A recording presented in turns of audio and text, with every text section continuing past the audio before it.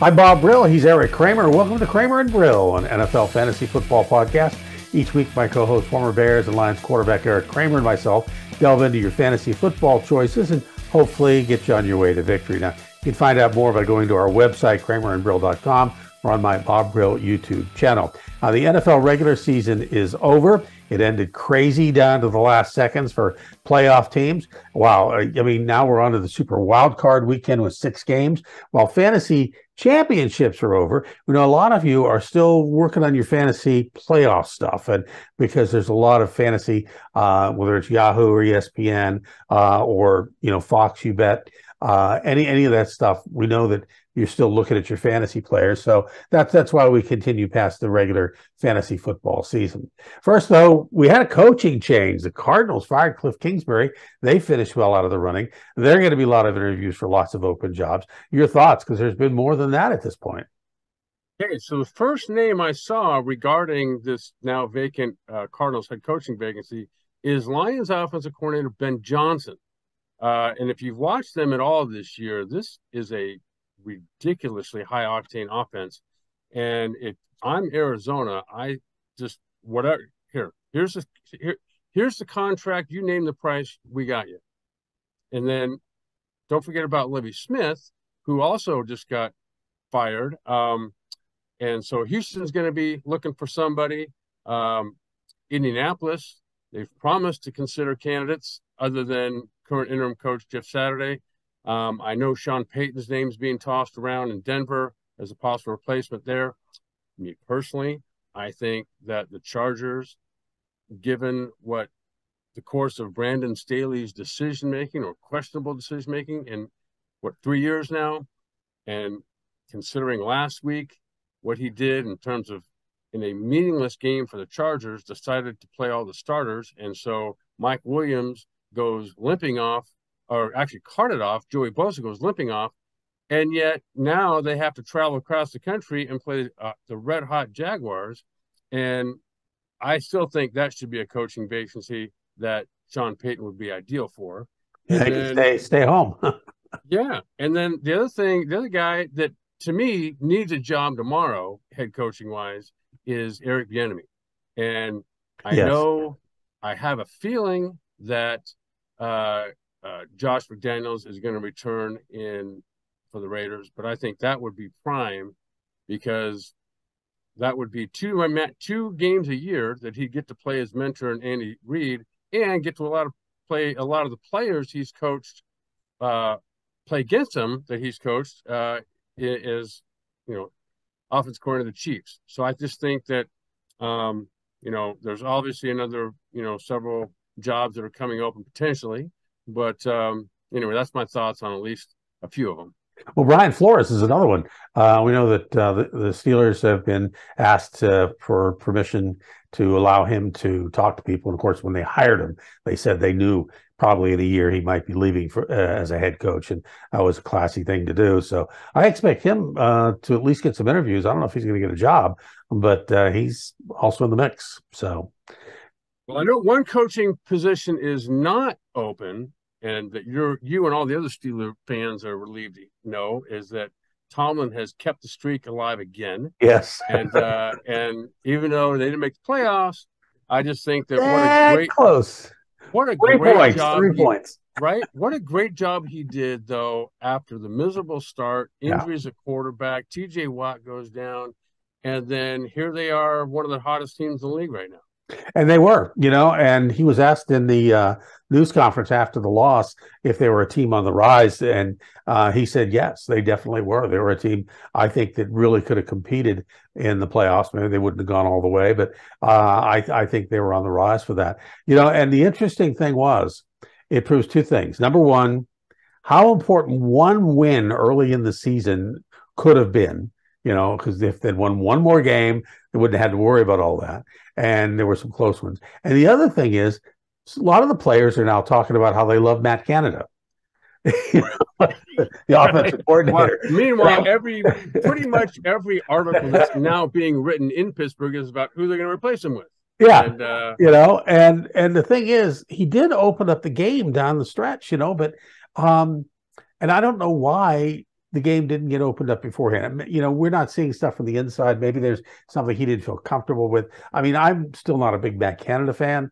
It got better toward the end, but I think there was a lot that was more players and head coaching that got them to make that team better. I agree with you. I think TJ Watt getting him back was, yes, can't overstate how important that was. And then the maturation of Kenny Pickett.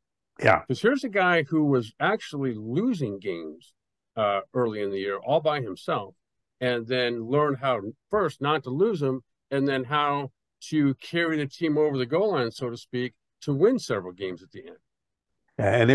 And the fact that I think at one point he had 4 games where they won on the final drive, but he only had 5 wins. You know, it's like, it was just crazy. I mean, I love the kid. I mean, I'm looking forward to that Pickens to Pickett down for many years. Just saying it's fun. Right. Yeah, exactly. You know, I still think I was thinking last night, I think I'll design something that says Kenny Cool with a K, Cool spelled with a K, and have a picket fence that the picket fence is gold and Kenny Cool written in black. That work? It's a picket fence, you know. Yeah, trademark it. Exactly.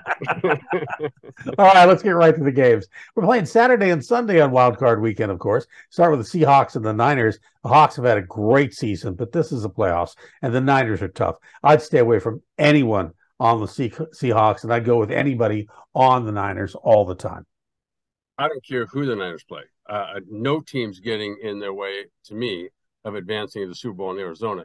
Kenneth Walker, Geno Smith, everybody who they can put up there, they're playing the #1 defense in the NFL, and it's the playoffs. And so, conversely, though, the Niners are just as hot offensively as they are stout defensively. And so, if you've got a 49er as red hot and as red 49er hot as they are, I would play him.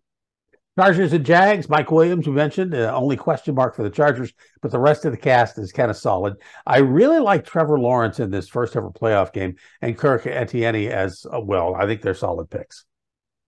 I agree with you. And I think the Jaguars, as quietly as the Pittsburgh Steelers, if you're not a Pittsburgh Steelers fan, came alive, the Jaguars did too, to no fanfare whatsoever. And when you watch them defensively, they won 5 in a row at the end of the season, won the division, clinched a playoff spot, and a home playoff game. And so the defense was in large part the reason, along with the people that we all know offensively in terms of Trevor Lawrence stepped up his game huge, as did Etienne and Christian Kirk. And so as a threesome, that is a very talented and now surging threesome. Sunday games, Dolphins and Bills. Bills rack them all the way. The team is on a mission, and with everyone healthy, and there isn't anyone here you shouldn't play. Now, on the Dolphins, Waddle and Mostert are questionable, so go heavy on Jeff Wilson this week and Tyreek Hill, of course. Tua is out, so it's likely Teddy Bridgewater. Skylar Thompson is questionable too.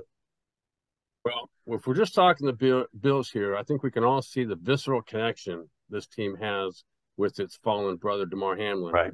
And you know, the team didn't play great against Miami. Against the Patriots, but they did what they had to seal the win and snuffed out the Patriots, who shouldn't have been even being considered for a playoff team, yet they were.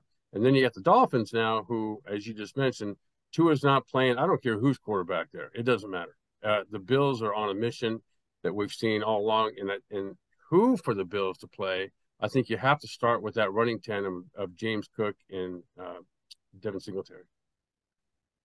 You know, I have to point out something here. You know, it was so great. I mean, the opening kickoff, Nyheim Hines goes all the way, and then later on he does it. I mean, that is such a rarity to get 2 kickoff returns for a touchdown for anybody. Nyheim Hines. Remind me again, where did he go to school?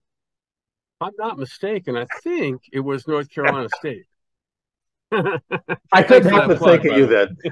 I was sitting there watching it. I said, "Oh, Eric's going to have a good time with this one." And then the second one happened, and it's like, "Oh my gosh, we got to talk about that." Yeah, for a running back, or really for any player, that guy is ridiculously fast. And he is. Once he got beyond the first guy, you weren't going to catch him. Giants and Vikings after a week off for rest for Barkley. Barkley's back. I like him, but be aware the Vikings' goal is to shut him down. They might just do it. For the Vikes, everyone is healthy, so play everybody, especially Hawkinson. Really like Hawkinson toward the end of the season here.